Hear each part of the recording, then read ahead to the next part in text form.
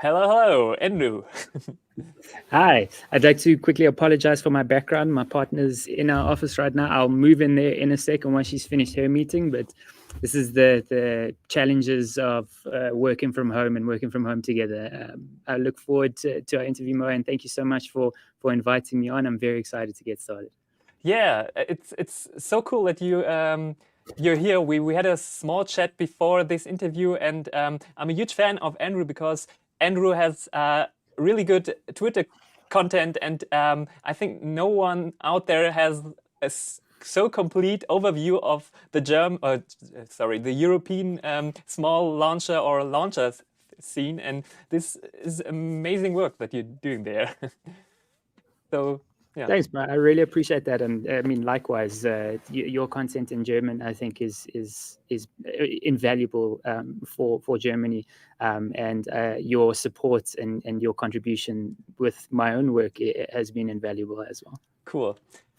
Yeah, so if you do not know Andrew, I have the link to his Twitter account below, so make sure you you follow him because really good content. And maybe I can just do a small introduction. So you have this wonderful Twitter account where you put your content onto it. You are I said in the video description, you are the face or the voice behind europeanspaceflight.com. You've been a writer for spacenews.com for 2 years right now. And I think you recently been brought to the B2B network PAYLOAD. Is that right? Yeah. Cool. So as far as I know, you are doing all of that part-time. So you have actually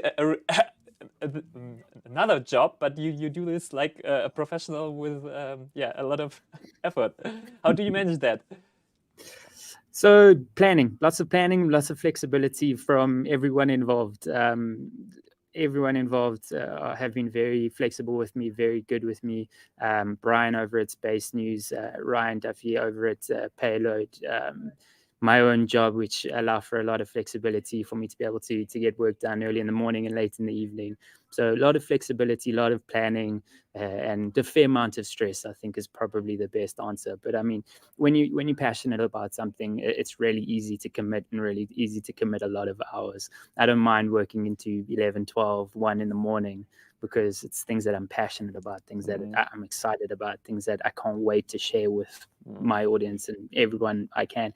Even if I didn't have an audience, I'd be just as excited to be looking at it and just as excited about researching some random launcher that's just opened up in Italy that are offering some crazy single stage to orbit launcher. And passionate, this is just the perfect word to describe my next question, because Senkrechtstarter was made about this passion about spaceflight, and it's like the thing that drives me, that I'm passionate about this and I want to bring this passion to other people. And in this talk we had before, I saw this passion in your eyes, and I was really like, yeah, okay, this is cool, and we really need this this passion in Europe, and we need people in Europe to talk about that. And I think this is probably will be the main topic today, how we can make people passionate about spaceflight, or how we went through this topic,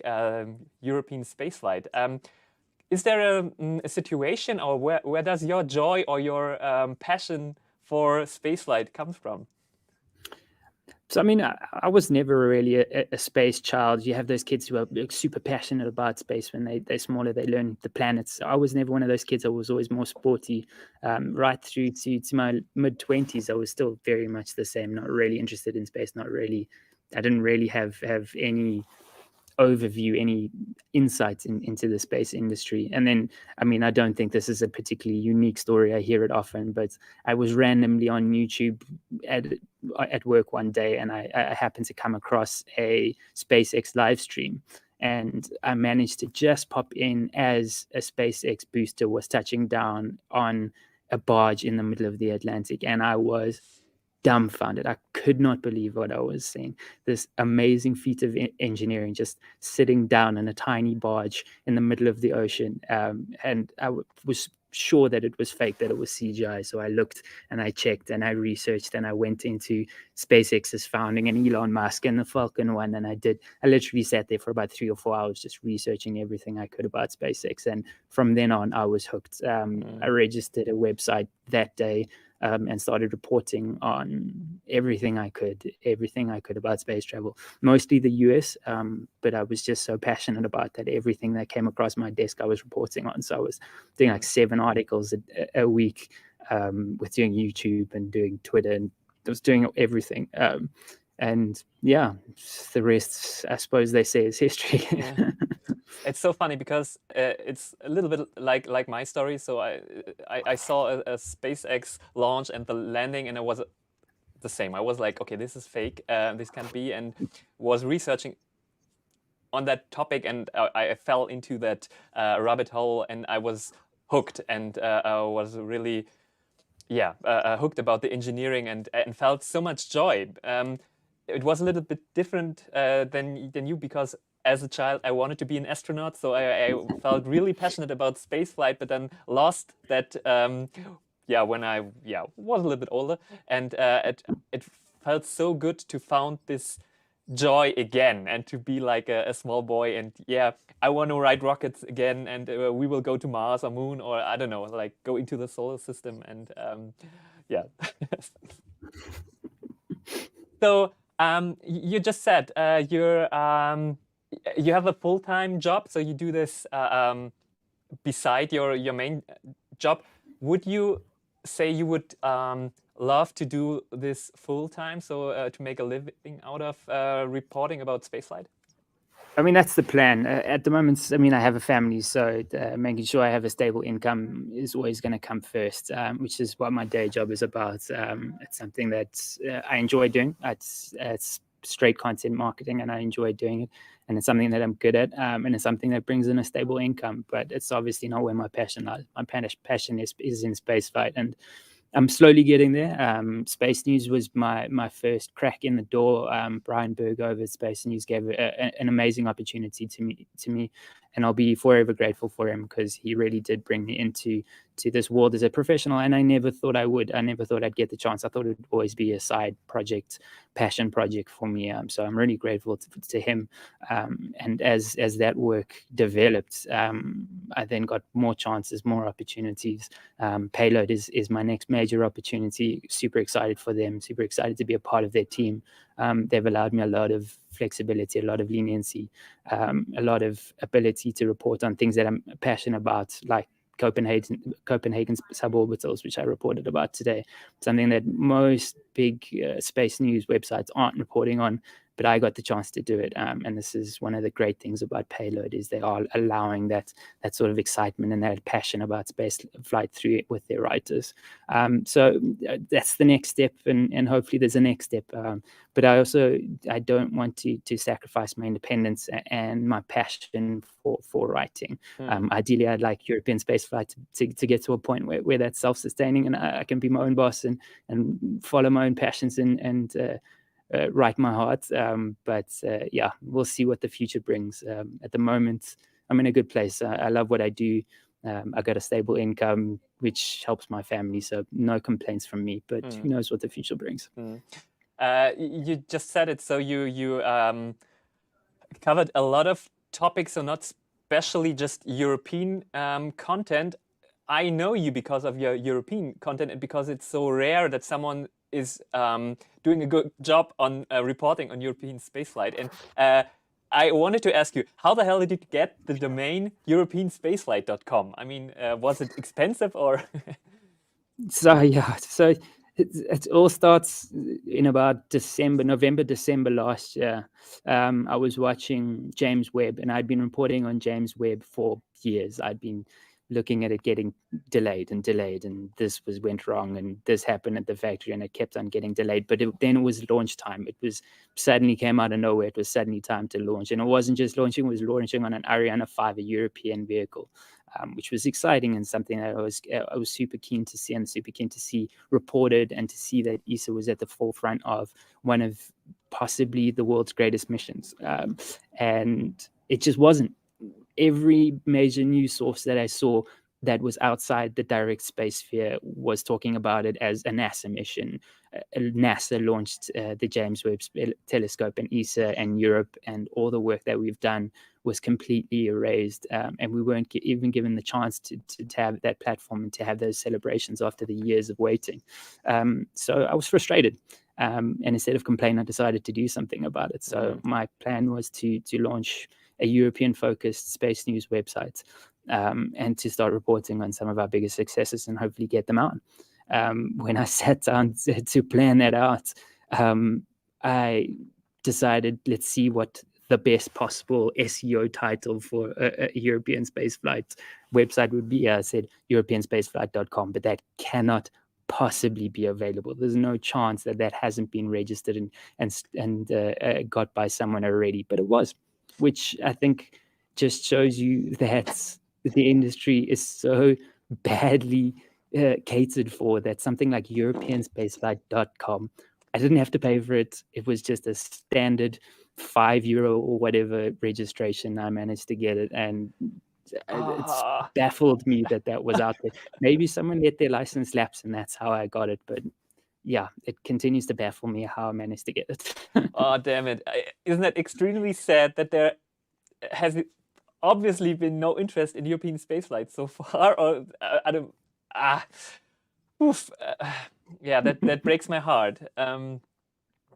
Where did it come from? Or why does spaceflight seem to be a niche topic in Europe? Is it... I don't know. What's your opinion on that? So I think there's definitely passion in Europe. I mean, if you just look at the recent ESA astronauts class, over 20, I think it was almost 23,000 people applied to be in the next class of ESA astronauts, which is, I mean, staggering in terms of their numbers. I think their first class, 2,000 or 3,000 people applied.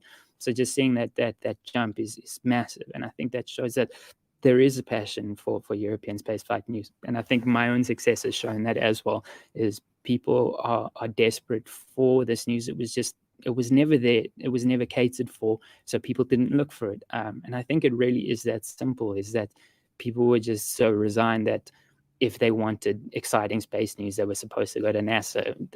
There was nothing available in Europe when companies like in Germany, RFA and ISAR and Hyperimpulse were developing amazing machines that were right under their noses.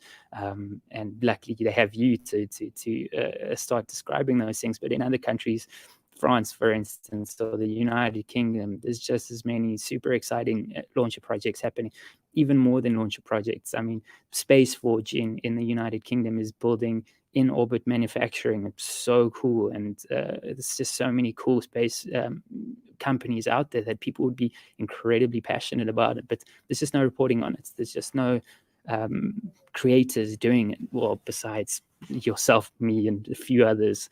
But if you look at the scope of creators doing the same sort of thing for NASA, I mean, you think about the NASA space flights, you think about the everyday astronauts, there's just such a broad spectrum of people creating that content and making sure that even the most disinterested American knows that SpaceX is launching this and SpaceX is putting this bolt on this Starship, and it's there's so much more excitement being built there where it's just not in Europe.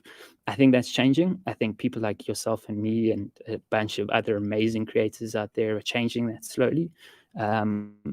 So hopefully we'll get there one step at a time.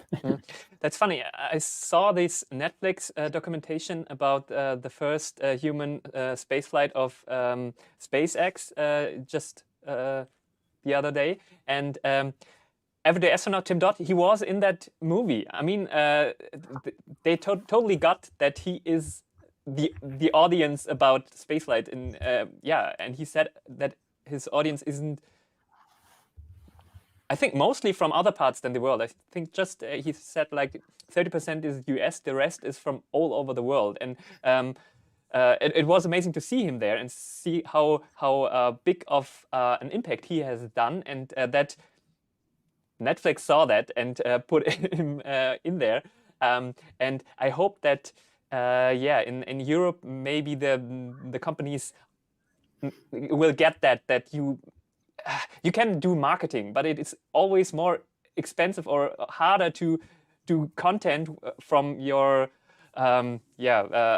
company standpoint than have people who are regularly doing stuff and say like, hey, I have this, do you want to make a report on that? And for me, I would say like most of the time, yeah, of course, you have something that burns, nice. And, I 100% agree with you. I think some of these smaller launch startups are starting to do that. And I mean, I get contacted by companies like Dark, for instance, from France. They're developing an air launched system, and their CEO Clyde is really passionate about not going to mainstream media and traditional media first. His passion is about going to creators first, because he understands that that's where the passion lies and that's where the audience is. He understands that if you want to get your message out and your message out to the right people and the right audiences, and for that excitement to build, those are the people you need to bring on, because those are the people who are working, as you say, day in and day out, creating content, making sure they have an audience that's excited about following them and following any companies that they suggest. So I think it is changing. It's changing slowly. I think startups, having so many launch startups in Europe is helping a lot, because companies like Ariane Group and ESA and CNES and DLR, they're slow moving behemoths who will eventually get there, but they're not going to get there first. So I'm very grateful to a lot of startups who have given me an incredible amount of content to work with. I mean, I really get content that I shouldn't get. I mean, I'm not big enough to be able to get content from Dark and get contact from Small Spark Space Systems or I mean, any of these companies. They shouldn't be taking me seriously, but they understand that there's where the real audience is. So yeah, slowly but surely, I think we're going to get there. We have an audience tonight, and they are asking questions. And I have to shout out to Christoph Tege. He did a super chat. Thank you, Christoph. And we have some questions, maybe from Marvin Schumacher. Do you both think that media and news, especially in Europe, focus more on European spaceflight, space startups, missions, projects, and more from ESA and European startups and more? What do you think, Andrew? Sorry, can you repeat the question? Marvin Schumacher is asking, do both of you think that media and news, especially in Europe, focus more on European spaceflight, space startups, missions, projects, and more from ESA and European startups? No, I really don't. I think most media outlets generally assume that there's no excitement there, that there's no audience there for those missions. So they don't. They just go to the classic SpaceX crew missions, which, I mean, understandable. I can't say that I don't watch them. And they go to the NASA SLSs and all the drama around that, because of course that's where the big audiences are. I don't think they've quite got yet that Europeans are excited about homegrown projects and exciting projects like the launches and the in orbit. There's just so much happening. So I don't think they're doing enough. I think legacy media, especially in Europe, is pretty bad unless you're a local television company, a local television channel reporting on something that's happening locally with you. I just don't think it's getting done. Yeah, and even in Germany, the big news outlets, you don't hear about the human or the crew missions from SpaceX. So even the state-of-the-art SpaceX stuff isn't reported in Germany because they think spaceflight is boring. I think, or I don't know the reason behind it, but it's kind of sad. How do you rate the ESA's public relations? Yeah, listen, I think I have a love-hate relationship with ESA and their public relations department. They do a lot. They do an incredible amount. I think if you just look at their number of Twitter channels they have it for basically every single mission they're involved with. They have it for human spaceflight, for operations, for that's just a straight ESA account, for robotics and exploration. They have for just about everything, and they produce an astounding amount of content, and it's good content for the most part. I think it's not the problem. I think if you look at ESA's work compared to NASA's work, it's, if not at the same level, better than what NASA is doing. The thing about NASA is, like we've already been saying, is they have that amazing creator network around them, which is why everything seems to be reported more. Everything seems to be in the mainstream. When SpaceX have a crewed mission, it's always trending on Twitter. When NASA do something, it's always trending on Twitter, because they have that creator network who's talking about stuff the whole time. So I think ESA does a great job for what they're given, and I think it's up to the rest of us. It's up to Europeans to pick up that mantle and to start reporting more. Yeah, I was really sad last week because there was this ESA champion program, and these ESA champions were announced, and I have to admit I participated on that, and I thought maybe someone or I can, I don't know, get a prize in like the last categories or something like this, or whatever. And the competition, was very open in the call for the competition. So I know a lot of German YouTubers, big channels, like five, 6 times bigger than me, and they specially made content for this competition, and they were announced last week, and I think just one person was not working for ESA, and I was really like, okay, maybe this is symptomatic for what's wrong with ESA's public relations. I don't know. Yeah, you see, this is where the hate comes in. I think they really did themselves a disservice with that promotion. I think one of the most basic fundamental options they should have done is, at the beginning, they should have said, no one who works for ESA or no one who's associated with ESA should be allowed to enter the competition. I think that they're just given a leg up on the competition that's not fair. They're closer to the agency. They've got access to more material, to key personnel, to get more information, to get better interviews. And it's not a level playing field. And ESA making the choice to reward those people as more likely a company award than an international award or a European award was frustrating. It was extremely frustrating to me.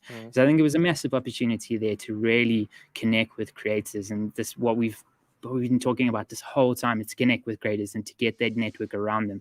It's an amazing opportunity. I thought it was such a cool promotion.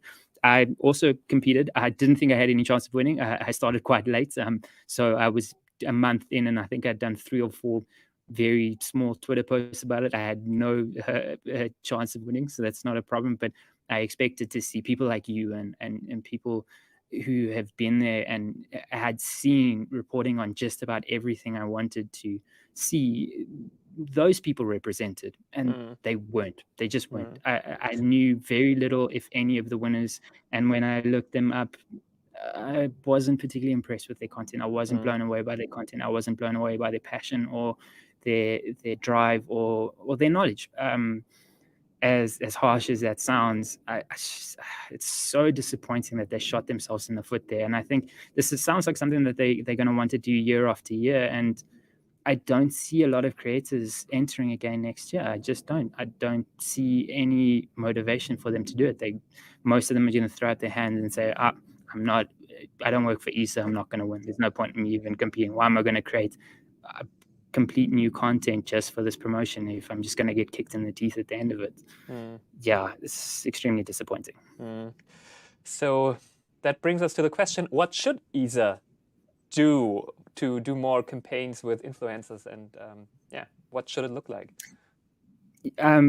What should it look like? I'm definitely no marketing manager, but I think very, very basically is there should be a lot more interaction with influencers. I think even if you look at their Q&As, they very often are going out to press. I mean, they normally open calls, but if you look in those press Q&As, they're normally very dry, very old school, serious news, very seldom with an exciting question, very seldom where would an influencer get invited onto an ESA campus or onto an ESA launch site. There's very few live cameras from Kourou and from Ariane 5 and Vega launches. So I think a lot more content that creators can use. I think more angles and better content and better video content from actual launches would be an amazing start. I'd love to be looking at that content and sharing that content more. And yeah, just bringing on more influencers to talk about things and making sure that those influencers are heard and provided for. And I don't know, maybe an influencer partner program where they're bringing a certain amount of influencers on here and working with them and working with their channels and making sure that relationship is strong, and then pushing them on to continue doing that. There's endless amounts of things they could be doing, but they're a bit stuck in a rut right now. You said like rocket companies or startups that reach out to us creators. There is something in the chat. Gaia Aerospace is writing, "Greetings to Mo and Andrew from the whole Gaia crew." So I know you've covered them. I covered them, or I had Kai, the CEO, in a live stream of Virgin Orbit, and we saw that launch together and had a chat. And I really want to do an episode about their Valkyrie launcher next. So that's cool. Yeah, no, I mean, yeah. Kai's great. He's one of those people that I have on LinkedIn. I speak to him often. I often go to him for advice with anything. How much is a European crewed program? How much could it possibly cost?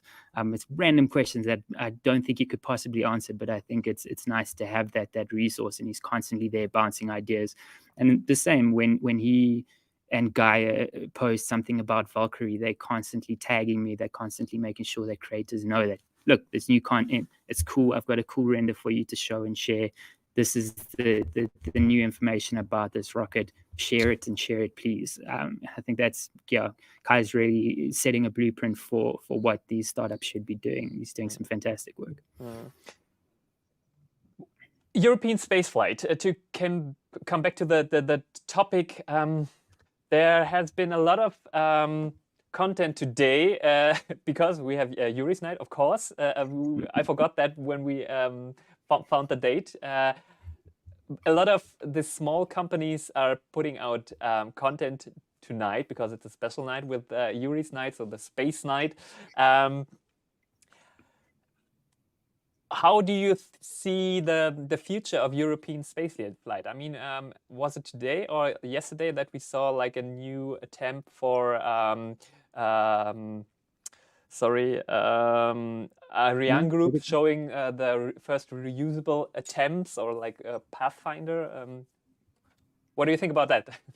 Yeah, so Ariane Group, that's a very early Pathfinder. They call it, I think it's T1G or something like that. It's basically a close to flight spec equipment that's designed to see if they can fire Prometheus, which is the engine Ariane Works, which is the Skunk Works department of Ariane Group is working on behalf of ESA. It's a really cool engine. I think it's going to be really exciting to see it fire. I'm very excited about it, and it's cool to see images coming out of Ariane Works. They are notoriously secretive about everything they do, so to get any content out of them, I was extremely excited to see that.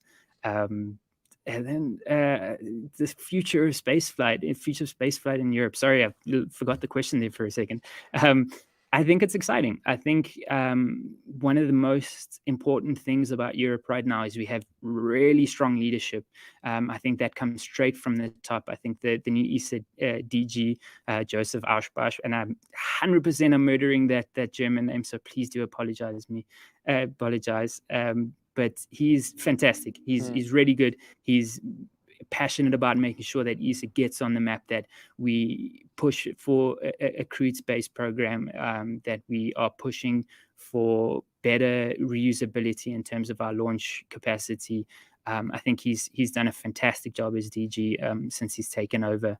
And moreover than that, I think if you look at some of the comments from the CNES chief recently at the 37th Space Symposium, he was calling for a European space station, which is incredibly exciting. I mean, it's an off-the-cuff comment that doesn't represent any sort of commitment from CNES or from ESA as a whole, but I think it's important to see that ESA leadership aren't thinking small anymore, and that CNES leadership aren't thinking small anymore. They're looking for Europe to be independent, to be able to have that access to space and to space station and to on-orbit assets like Space Rider, and to have that in Europe and run by Europeans.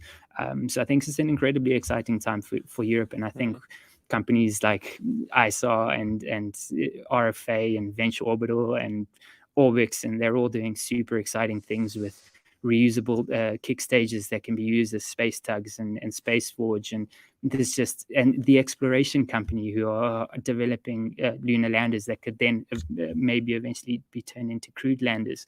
There's so much happening, and I think 2023 onwards is going to be a real golden age for European space. So I honestly couldn't be more excited, and I think I've been incredibly lucky to get in just at the right time, just before the real start of some exciting progress in Europe. And I can't wait to report on it. I can't wait to report on the next Vega launch, which is happening soon for Vega C, and for Ariane 6, which is, some people have said might have been dead on arrival. I think Mo, you even said something similar, but now has been risen as like a phoenix out of the ashes with that recent Amazon deal. I think, like I said, incredibly exciting time for Europe, and I couldn't be more excited to be a part of that.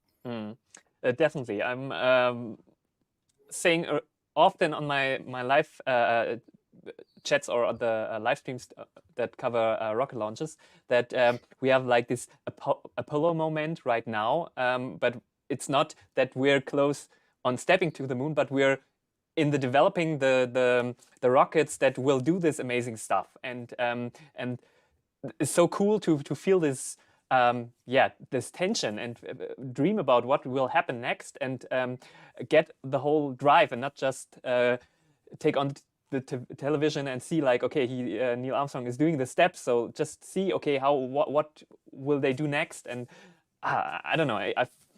For me, it's really exciting to be part of that, and like you said, I think it's right on spot the time. So not the drive isn't that high that everyone is like into it, but we are in a good time or a good position to feel the tension, and just report about it.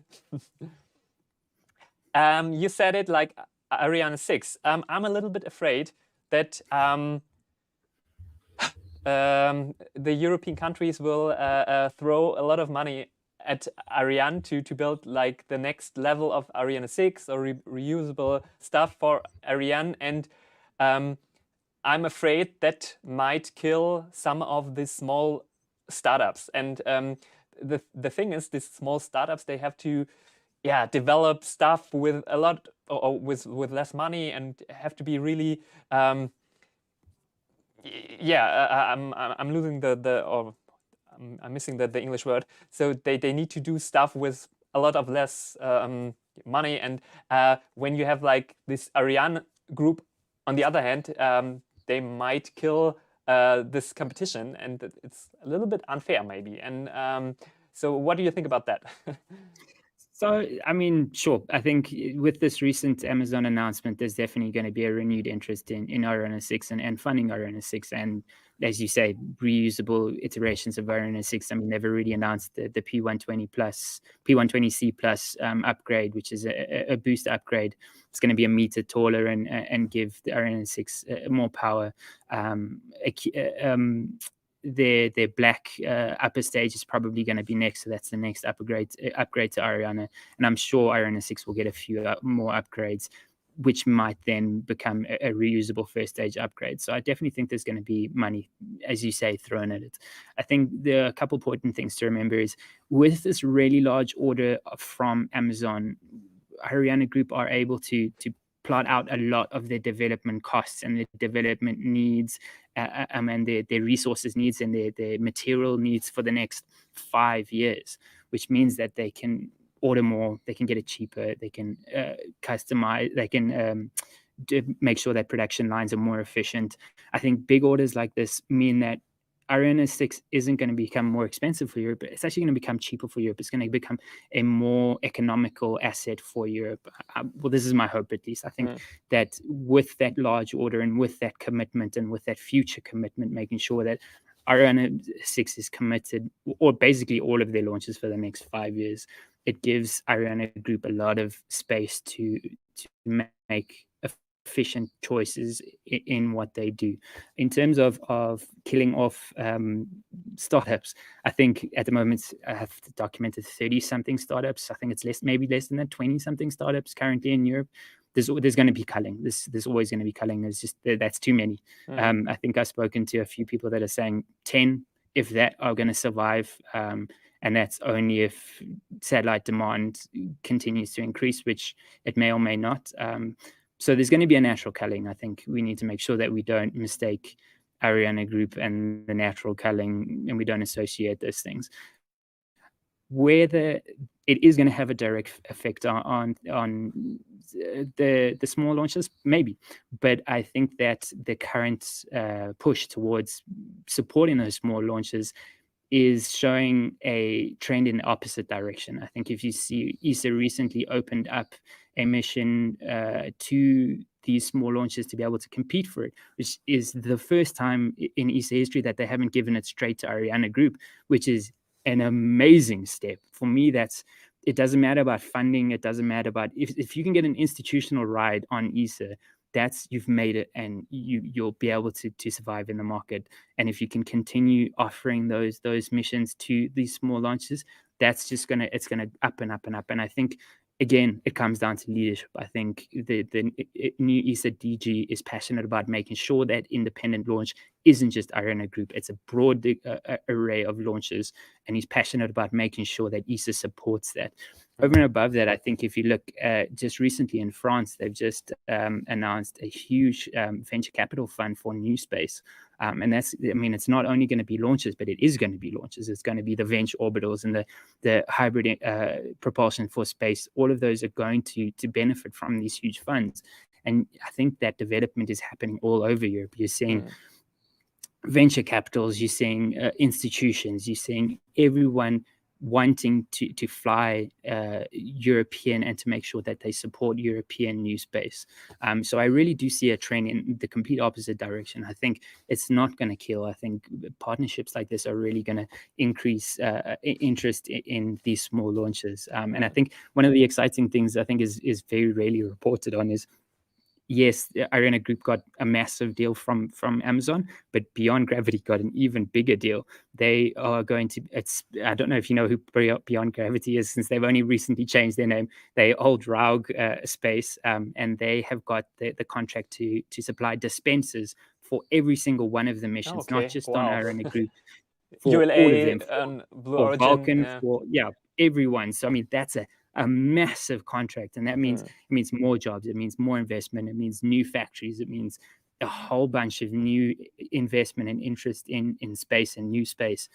So I think that Amazon deal has been great for Europe. It's been great for European new space over and above the big players like Ariane Group. I think if you look at Ariane 6 and the number of industries and the number of companies that they support with Ariane 6, it's just going to trickle down and trickle down and trickle down and trickle down, and it's going to be great for the entire continent. And yeah, when that came out, I was extremely happy. I saw success in Europe happening. Or I mean, maybe I'm a little hyperbolic and a little bit wanting that to happen, but I really did see it as a great thing for European space. And yeah, what's Jeff Bezos hating Musk seems to have benefited Europe. Yeah, definitely. I'm a little bit skeptic about this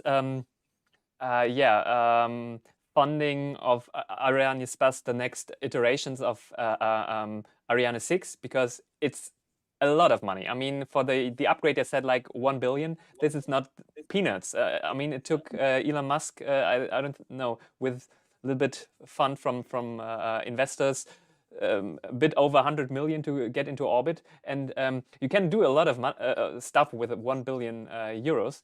And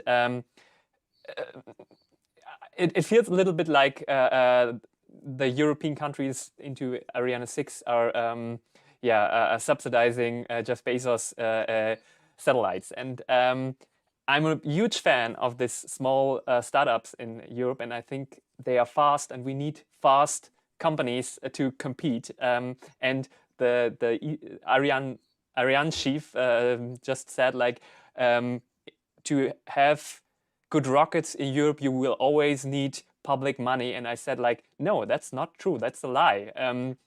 SpaceX did it without public money. I mean, yeah, they had contracts to do like Crew Dragon and the Cargo Dragon. So you need these opportunities to make money, but you do not need 4 billion euros before you just launched one rocket. And the times have changed. And yeah.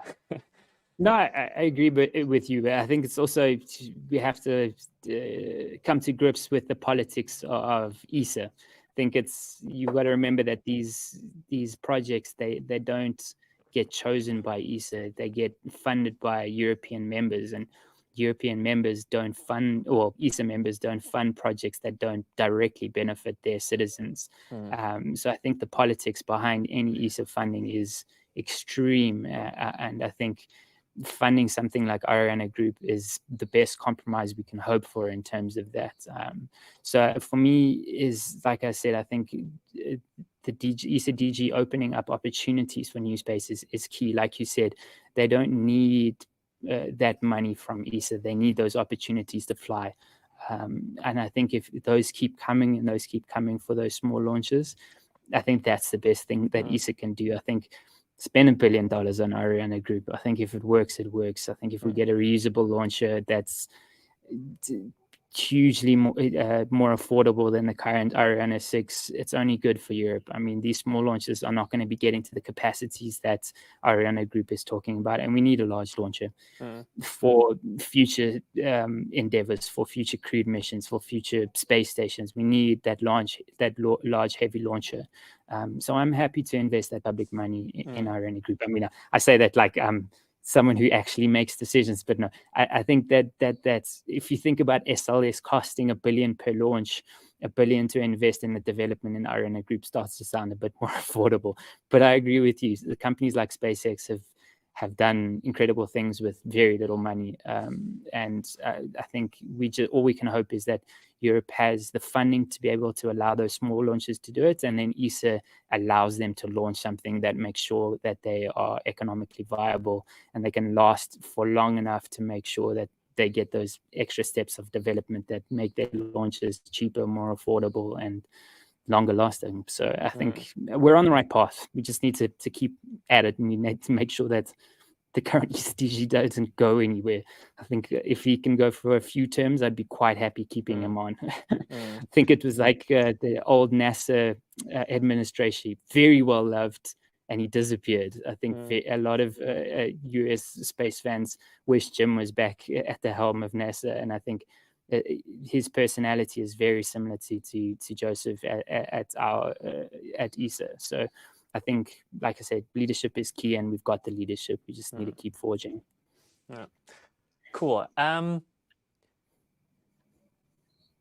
I'm often disappointed that our ambitions in Europe are not that high, as, you know, like there are NASA groups that talk about going to, I don't know, to Venus or to Jupiter, and they brainstorm about like really futuristic missions. They are not that into the near future, but they talk about that, and it's totally okay that they talk about that. And it feels like we are in Europe, we cannot make these plans or think about that because we would be not credible. I don't know. And do you think we have a lack in big goals for European spaceflight?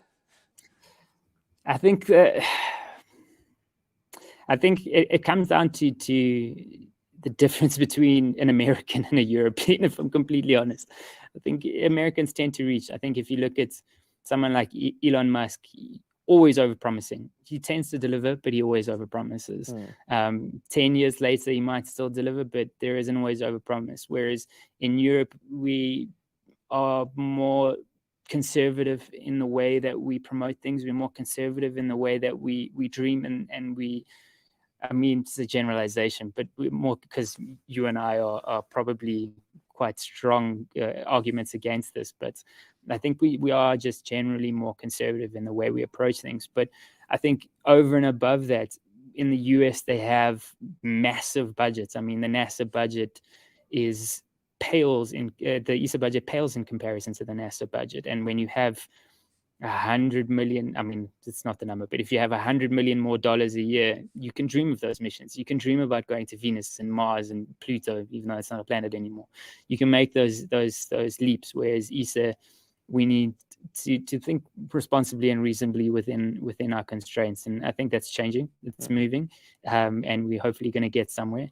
But I also think that we need to make sure that we're not diminishing our achievements. I mean, if you think about the Copernicus Earth observation constellation and the Sentinel satellites that make it up, that's world class. There is literally, it's the top Earth observation data supply in the world. They're second to none. It's an incredible achievement by Europe. And I think we need to make sure that we celebrate those things and we don't denigrate ourselves to say that we're not good enough. We are. We have got amazing missions. And I think our Mars missions and some of our observatories are also incredible missions. They're there. They're not getting reported. Like, again, it gets back to why does European space reporting suck? It does. We're not being told that Copernicus is world class. There's no one even close. Even NASA does not have the capacity that Copernicus has. So I mean, I just think, we're just not being told these things. And in terms of ambitions, maybe that's changing. Maybe the ESA DG and the CNES lead, chief are giving us permission to dream bigger.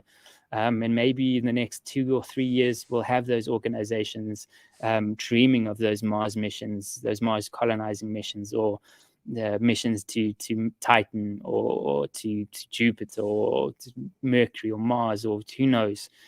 Maybe that is in the works. But I think,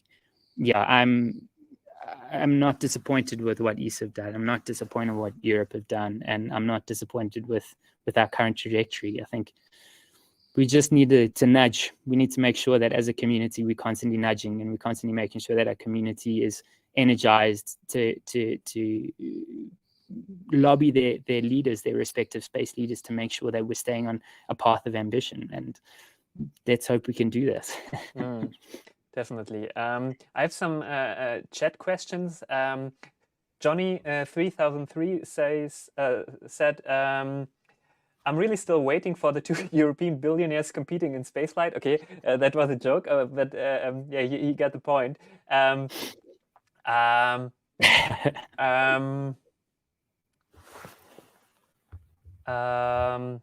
There are some questions about, if Europe has lost the connection. So even if we are yet full into spaceflight right now, if we put a lot of budget into European spaceflight, we're too far behind. How do you see that? No, I don't agree. I think SpaceX is ahead of everyone.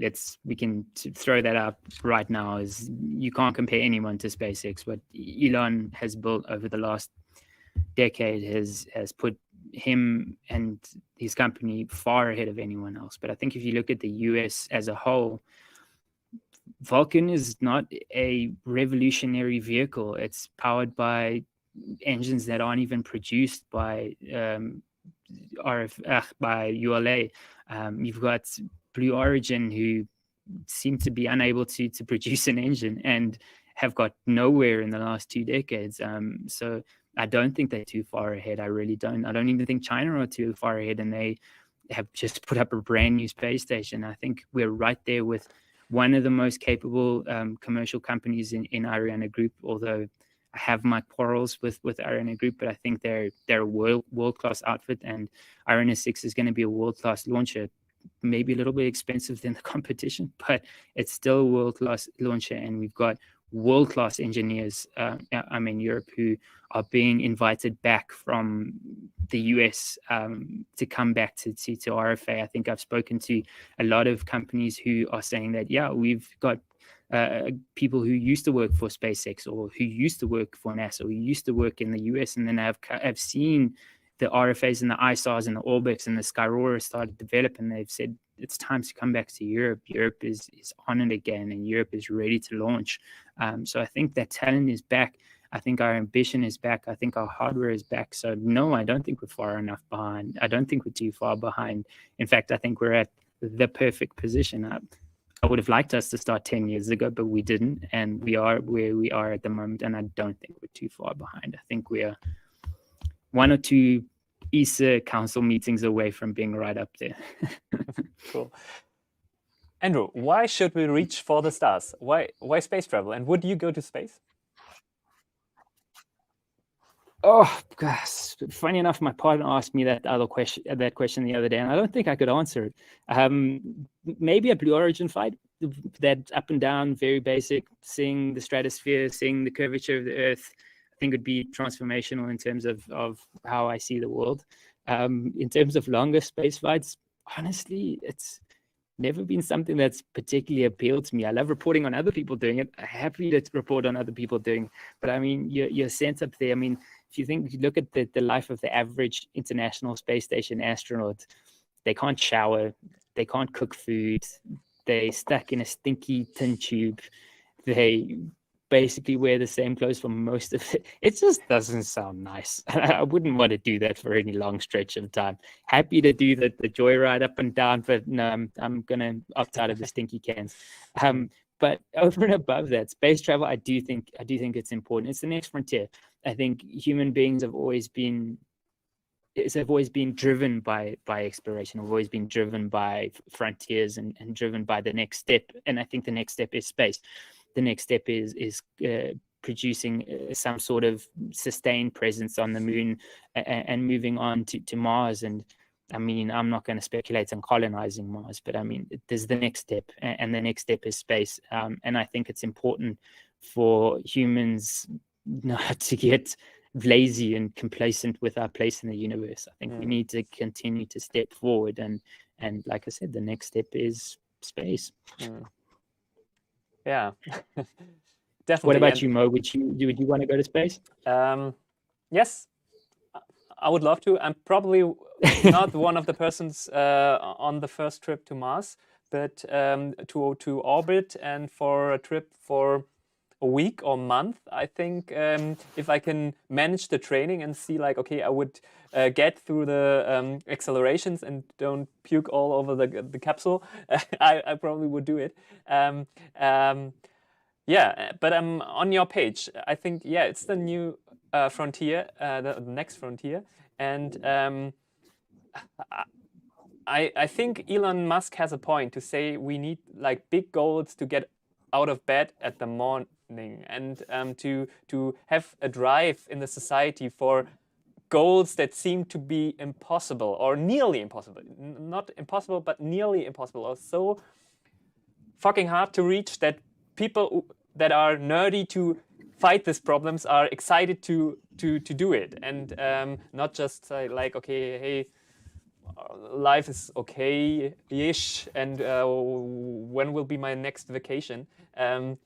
Yeah, and this is what I think is important, and maybe from the standpoint in the time we're living right now, we cannot imagine what future civilizations would think about today when we will make it to another planet or make it to the solar system. They will not say like, okay, they solved this or this problem in this time. They solved to leave or go to another planet and spread humankind to, I don't know, the universe. I don't know, just science fiction, but these are some really big inspirational ideas, and I hope this is the point where we're going for that. And yeah, so Andrew, I think this is a perfect point to make an end to our interview, because in Germany we have the saying we have to stop when it's the most interesting point. And I've talked to the Discord moderation team, and I think we're going to change the medium, and we will go to the Discord and we will have a chat there, and Andrew will join us there. So on Tuesdays on Senkrechtstarter we have like this community get together, so it's really nice to have you there, Andrew. But first of all, I really have to thank you for taking the time and answering my question. It was like really fun. Thank you. I really appreciate the invitation. It was fun. I'm a huge fan of yours, so to get the invite was incredibly humbling. And I do apologize for my video at the end there. It seems to have got progressively worse, so I do apologize for the video content. I hope my voice at least came through a little bit clearly. But I look forward to speaking to your audience on the Discord server soon. Cool. So yeah, I want to thank the moderation team for moderating the questions. I hope you're not too disappointed that I haven't asked Andrew all of the questions. Maybe I will do on the Discord in a few minutes. So if you want to join us, the link to the Discord is below in the description. I want to thank the moderation team. I want to thank all of the audience that you joined us live. I want to thank Andrew again. If you haven't already joined Andrew's Twitter page, make sure you follow him, because the content is amazing. And yeah, I'm really grateful that we managed to connect, and I'm pretty sure we will stay in contact, and we'll have a lot of fun looking what the European spaceflight will do in the next couple of years. So yeah, I think this is it for this live interview. We see us at the Discord, and to everyone else, yeah, have a nice evening. Immer schön senkrecht bleiben. Bis gleich oder bis zum nächsten Mal.